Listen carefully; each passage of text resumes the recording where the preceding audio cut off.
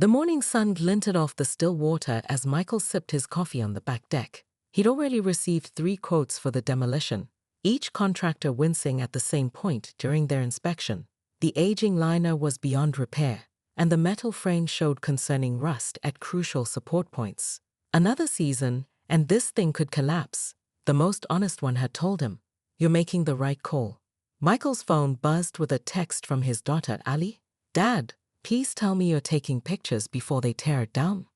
Attached was a faded family photo from 2008, Ali in her first 2-piece swimsuit, her younger brother Tyler with water wings and a missing front tooth, and Michael's late wife Catherine laughing as she splashed them from the pool steps. Those golden days had slipped away so gradually. Catherine's illness, the kids growing up, neighbors moving away. Only the pool remained, a chlorinated time capsule of a happier era. Will do, kiddo, he texted back, his throat tight. Across their shared property line, Karen Wilson's pristine landscaping contrasted sharply with Michael's more lived-in yard. Since moving in after her divorce settlement 18 months ago, Karen had transformed her property with military precision, imported Italian stone pathways, perfectly trimmed hedges forming geometric patterns, and a small army of landscape workers who appeared every Tuesday at 8 a.m. sharp. Her renovation efforts had rapidly expanded into neighborhood improvement initiatives, beginning with successful campaigns against Christmas inflatables, tacky visual pollution, and continuing with a proposed ban on basketball hoops visible from the street, detrimental to our neighborhood aesthetic. Michael had largely managed to stay off her radar until last month's HOA meeting, where Karen had presented a PowerPoint titled Property Value Preservation, addressing deferred maintenance issues. His pool had featured prominently in slide 12, labeled eyesores that affect us all. Though Karen had carefully avoided naming specific homeowners, she concluded her presentation by distributing glossy brochures for premium pool renovation services, mentioning her dear friend who offers discounts to our community members.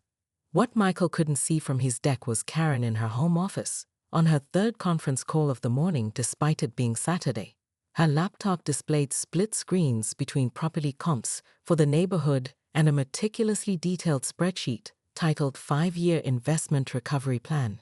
She'd paid $43,000 over asking price for her home based on the real estate agent's enthusiastic description of the resort-style neighborhood with multiple private pools.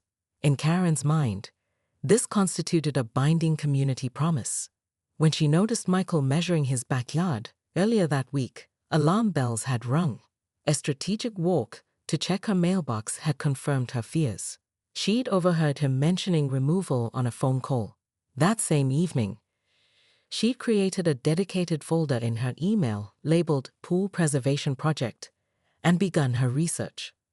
Karen's ex-husband would have recognized the look on her face as she typed furiously. It was the same expression she'd worn before filing the 4 harassment complaints against neighbors in their previous community, all of which had preceded her advantageous property purchases once those neighbors decided to sell and escape. As Michael made his final nostalgic lap around the pool, snapping photos for Ali, he had no idea he was about to become the centerpiece of Karen's most ambitious neighborhood project yet. The conference room in Jennifer's law office smelled of fresh coffee and legal pads. Michael sat across from her, surrounded by stacks of documents, printouts of Karen's social media posts, screenshots of the fake HOA notices, and statements from neighbors who'd been approached with Karen's petition. She served you with papers at 7:30 a.m. on a Sunday? Jennifer asked, flipping through the lawsuit. That's an interesting choice. The process server was apologetic. Michael sighed, said he'd been told it was urgent community business, and given a hefty rush fee. Jennifer tapped her pen against the filing. $78,000 is oddly specific. Usually people go for round numbers in these nuisance suits. Later that afternoon, as they dug through the attachments to Karen's complaint, they found their answer. A detailed spreadsheet labeled Property Devaluation Analysis. Karen had calculated the supposed 12% decrease in her home's value due to the removal of aquatic amenities, and added precise figures for emotional distress, loss of enjoyment, and prospective buyer deterrence. She's nothing if not thorough, Jennifer muttered, then frowned at a line item she'd highlighted. Wait, what's this $32,000 for infrastructure replacement necessitated by removal of existing systems? Michael leaned over to see. No idea. What existing systems? Jennifer made a note. I'm requesting all communication between Karen and any pool contractors for the past year. This smells fishy, and I don't mean chlorine. 2 days later, Jennifer's paralegal burst into her office waving a file folder. You won't believe what we found in the public record search. The documents inside revealed that Karen had applied for permits for an extensive backyard renovation 3 months earlier, well before Michael had decided to remove his pool. The application included architectural drawings for a lavish infinity pool that extended to within inches of the property line shared with Michael. Most telling was a notation on page 7. Utilize existing filtration access from adjacent property. Significant cost savings. She was planning to piggyback on your pool equipment. Jennifer asked incredulously. That's impossible, Michael replied. My equipment is entirely on my property. She'd need an easement, which I never granted. Jennifer's eyes widened. Check the dates on these applications. She filed this before approaching you about pool maintenance cooperation, right? Michael nodded slowly, remembering Karen's seemingly neighborly offer 2 months back to share pool service costs, since they were practically using the same system anyway. He declined, explaining his pool was end of life and he was considering removal. That's when this all started, he realized. The friendly suggestions that I renovate instead of remove, the complaints to the HOA about my unsightly backyard. The final piece fell into place when Jennifer received an unexpected email from a Stanley Wilson, who identified himself as Karen's ex-husband. I saw the case filing online, his message began. Karen pulled this exact same scheme in our previous neighborhood. She targeted the Johnsons' koi pond, claiming it was a neighborhood feature after they announced they were filling it in. She had plans drawn up to expand it onto her property line, but needed their filtration system to make it financially feasible. When they refused to cooperate, she launched a smear campaign. I'm willing to testify if needed. Attached to his email was a text thread that made Michael's jaw drop. Asterisk Karen, the old guy next door is tearing out his pool. Perfect timing for our Infinity Edge project. His filtration system runs right along our property line asterisk. Asterisk friend, can you use it legally asterisk? Asterisk Karen, legal schmiggle. Once I get the HOA involved, he'll be begging to settle. Either he keeps the pool running for my benefit, or I get enough in damages to build my own deluxe system. Win-win for me, asterisk. Asterisk friend, you're devious, but won't he fight back asterisk? Asterisk Karen, please. He's a sad widower who can barely handle the HOA paperwork. By August, I'll own half his yard and have the neighborhood's most fabulous pool. Hashtag pool goals asterisk. Jennifer smiled for the first time since taking the case. Mr. Davis, she said, closing her laptop, I think we just won before we even filed our countersuit. The demolition crew exchanged uncomfortable glances as Karen's tirade continued. Michael noticed Rodriguez, the crew leader, subtly signaling his workers to keep recording with their phones. Clearly, they'd encountered situations like this before. Ma'am, Rodriguez said calmly, stepping between Karen and Michael. We have all the proper permits displayed in the work vehicle. This is a private residence, and we've taken all necessary precautions to ensure no runoff affects neighboring properties. He gestured to the elaborate system of barriers and temporary drainage channels his team had installed that morning. Karen's eyes narrowed. I don't care what pieces of paper you have. I'm the HOA Standards Committee chair, and I didn't approve this destruction. She turned her phone camera directly to Michael's face. This will be Exhibit A when I file my lawsuit tomorrow. You're destroying the neighborhood pool. Karen, Michael tried again, keeping his voice steady despite his rising blood pressure. This has never been a neighborhood pool. It's my personal pool that I paid for and maintained for 18 years. I have every receipt since installation in 2006. Then why? Karen hissed triumphantly. Does the neighborhood welcome packet call this a community with multiple swimming options? She pulled up a glossy real estate brochure on her phone and thrust it toward Michael's face. Right here. Properties backing to pool views available. That's my property they're referring to. My view you're destroying. By now, the confrontation had drawn a small audience. Michael's next-door neighbor of 15 years, Bill Henderson, approached cautiously with his morning coffee still in hand. Karen, I was on the HOA board when Michael installed that pool. I can assure you it was always private. Karen spun toward Bill, her designer sunglasses slipping slightly. Of course you'd say that. You've been benefiting from the view too. This affects all our property values. She turned back to Michael with renewed intensity. My cousin at the police department says draining a pool without proper environmental permits is a Class B misdemeanor. Are you ready to spend the night in jail? Michael had lived through enough. His wife's illness, raising 2 teenagers as a single dad, corporate layoffs, to recognize when someone was bluffing. Karen, please show me which specific HOA bylaw prevents a homeowner from removing their own backyard installation. Rodriguez stepped forward, tablet in hand. Ma'am, we have the city drainage permit, the demolition permit, and confirmation from Mistake that all utilities have been marked. We also filed the proper notification with the environmental department regarding the pool chemicals and their safe disposal. He scrolled through the documents methodically. We do this by the book, every time. Karen's momentary silence suggested she hadn't expected this level of preparation. Her strategy shifted instantly. Fine. Enjoy explaining to the police why you're flooding my property. She stormed back toward her yard, phone already pressed to her ear. Will we need to stop work, boss? Asked one of the younger crew members. Michael hesitated, watching Karen gesturing dramatically on her call. 3 more neighbors had appeared, watching the spectacle with undisguised interest. Rodriguez shook his head knowingly. This happens more than you'd think. I'd bet $20 the cops show up, verify our permits, and leave within 15 minutes. I've got timestamps on all the drainage measurements proving there's no risk to her property. He lowered his voice.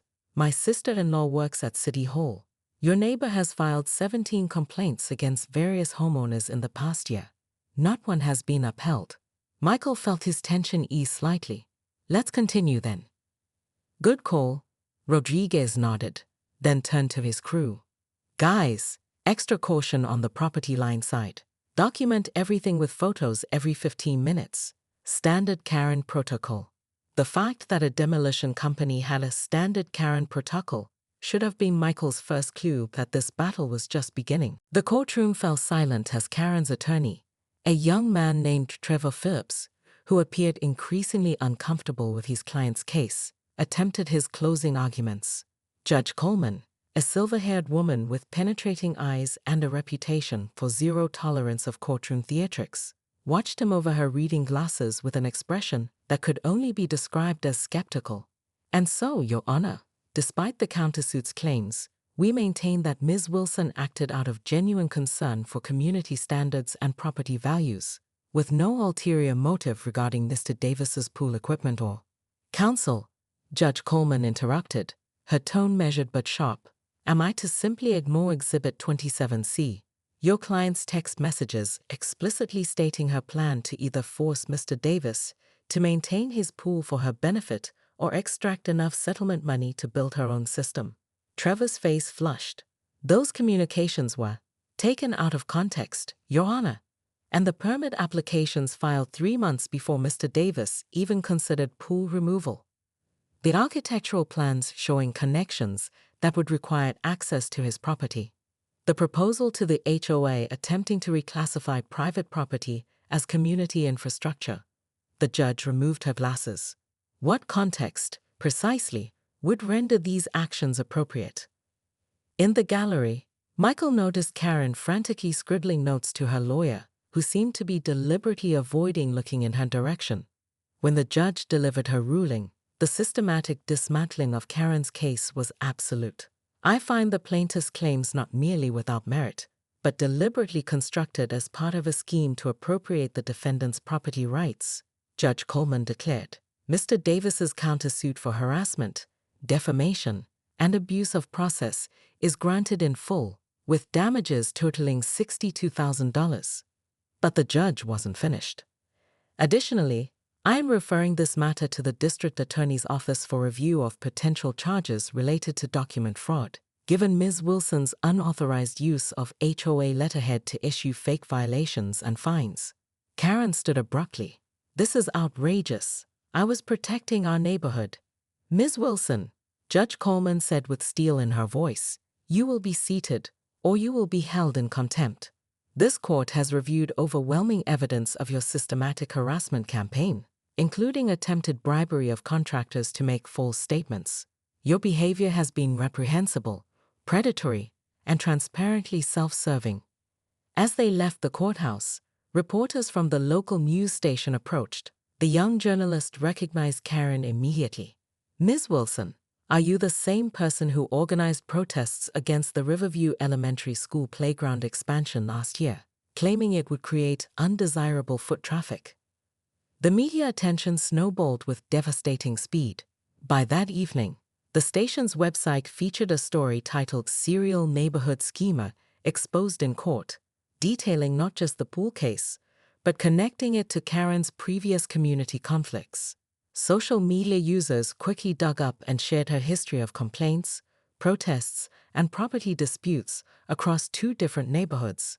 The professional consequences were swift. Michael learned from Bill that Karen's employer, Prestige Properties, specialized in community relations for high-end residential developments. Their marketing materials emphasized harmonious community building and ethical property enhancement. The viral videos of Karen screaming about neighborhood property and threatening police action did not align with their brand values. The most personal blow came from the HOA. 3 days after the court ruling, Karen received notice of multiple violations, all legitimate, that had previously been overlooked. Her geometric hedges exceeded height restrictions. Her Italian stone pathway had been installed without proper drainage considerations. Her Tuesday morning landscaping service violated noise ordinance hours. The total fines, $14,950, due within 30 days.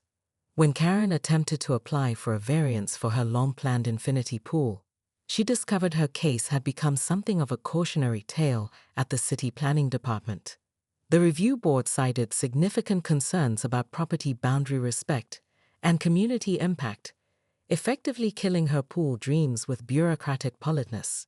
Meanwhile, Michael's yard transformation proceeded with unexpected community support. What began as a simple removal project evolved into something more meaningful when Mrs. Rivera suggested a memorial garden incorporating river stones from the pool deck in honor of Michael's late wife, Catherine. Michael stared at his phone in disbelief as the notification count continued climbing. The Facebook group Save Our Neighborhood from Demolition Dave had somehow gained over 200 members in less than 48 hours. Most weren't even from his neighborhood. Karen's latest post featured a dramatically filtered photo of water trickling down her side yard with the caption, Day 3, Toxic Runoff Continues, Children and Pets at Risk. Share to raise awareness. #pool polluter, #neighborhood nightmare. He scrolled through the comments, wincing at each new accusation. Someone claimed they'd seen chemical trucks at his house late at night. Another insisted property values had already dropped 15% according to real estate experts. Most disturbing was a comment from someone claiming to be a pool safety inspector who suggested Michael could face criminal charges for contaminating the water table. His doorbell rang, interrupting his doom scrolling. Through the peephole, he saw Mrs. Rivera, the 78-year-old retired school teacher who'd lived across the street for decades. When he opened the door, she thrust a plate of cookies toward him. "These won't fix anything," she said, her voice wavering slightly. "But I wanted you to know not everyone believes that woman's nonsense." Michael invited her in, grateful for the moral support. "It's ridiculous," Mrs. Rivera continued, settling into his kitchen chair. "My Harold installed that pool for you back in '06. He would be furious if he were still alive." Her late husband had been a contractor who'd helped Michael with the initial installation as a favor. "Some of the newer folks are actually believing her," Michael sighed, offering her coffee. That's because she's organized. Showed up at the community center yesterday with printed materials about neighborhood amenities protection and property rights. Mrs. Rivera shook her head. Even convinced poor Mr. Jenkins that your pool somehow affects his home value 3 streets over. Michael's phone buzzed with a text from Bill, his next-door neighbor. Check your mailbox. Karen's escalating. Excusing himself, Michael retrieved an official-looking envelope. Inside was a letter on what appeared to be HOA letterhead, though something seemed off about the formatting. It demanded he cease all demolition activities and restore the aquatic feature to its original condition within 10 days or face a $500 daily fine. At the bottom was Karen's signature, with AOA Enforcement Committee beneath it. This can't be legal, Michael muttered, showing Mrs. Rivera. She adjusted her glasses. It's not. The HOA president is my nephew's wife's brother. I called him this morning after I saw those ridiculous signs. He knows nothing about this letter. As they spoke, Michael's email pinged with a message from the actual HOA president, Jason Townsend.